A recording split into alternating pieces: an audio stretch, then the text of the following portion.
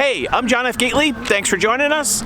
You can call me Jack, and I am here in the Home Depot parking lot in downtown Boston. This is the South Bay parking lot. I'm about a half a mile from what we call Methadone Mile in Boston, which has exploded as a tent city for drug addicts and the homeless over especially the last couple of months.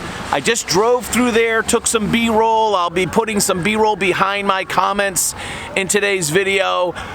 I was just totally blown away as I pulled up there. I had mixed emotions. I expected to be angry, which I am, but I was also just completely devastated and sad by what I saw. I had to take some notes here just to make sure I could give this report to you with some context of what's going on down the street. So Methadone Mile is an area of the city that's kind of industrial, and it's at the crossroads of a couple of big streets. Boston City Hospital is a short distance away, and the reason why it's not really a mile, but it makes for good headlines, everything's clustered right there, is because the city operates a homeless shelter on Atkinson Street, which very recently, right next to it, was a comfort station, which was basically an open air area where you could shoot up your drugs safely. So I'm actually being very careful here in the parking lot because I have nobody with me and I don't want anybody to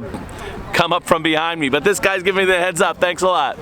I mean, it's just become the epicenter of the left's entire failing policies on these topics right down the street. I mean, it's just devastatingly sad. Even in this parking lot, over there to the left, behind Target, I see people slumped over in wheelchairs, slumped over in the bus stop. It's just devastatingly sad.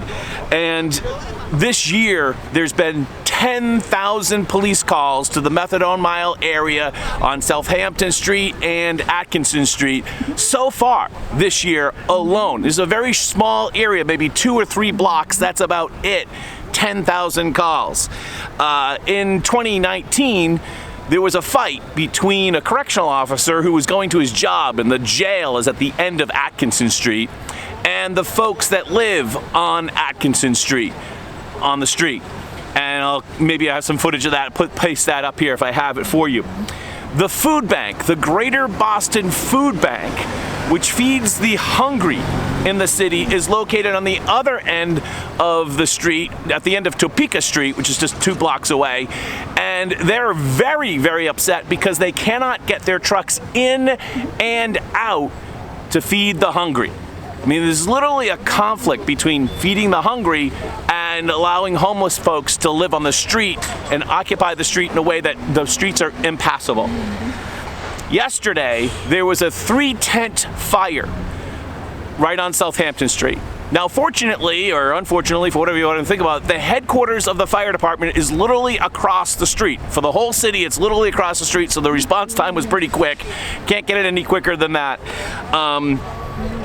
The other day, Mayor Janey, acting Mayor Janey, she's going to be out of office in just a couple of weeks because there's going to be a new mayor. There's the far left candidate, and then there's the far left candidate. It appears that the far left candidate is like 30 points ahead, and so she's going to probably be the new mayor come November. And so it doesn't really matter what the acting mayor says, but the acting mayor said that she's going to get rid of all the tents. Now, don't think that that's going to mean that she's going to bulldoze the tents.